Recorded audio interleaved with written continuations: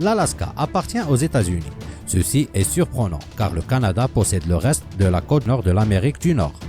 De plus, le territoire de l'Alaska descend relativement bas le long de la côte de l'océan Pacifique, réduisant d'autant la longueur de côte offerte au Canada.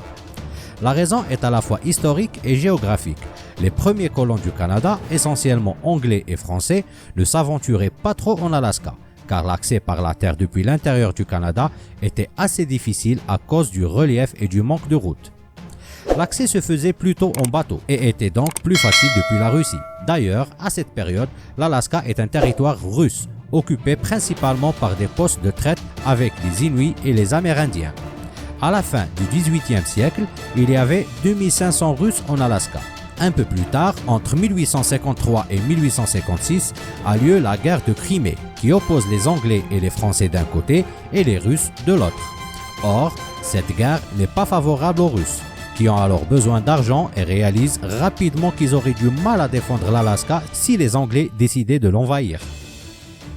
Comme il est hors de question de vendre le territoire aux Inuits du moment, la Russie propose la transaction aux USA, qui étaient alliés aux Russes lors de la guerre d'indépendance américaine. Les négociations ne durent qu'une nuit et la transaction est conclue le 30 mars 1867 pour 7 200 000 $ de l'époque, soit un équivalent de 1 700 000 $ actuels.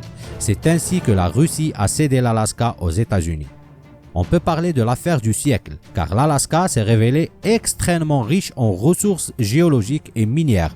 De plus, cet État, avec une surface de plus de 1 500 000 km², représente environ 16% de la surface des USA.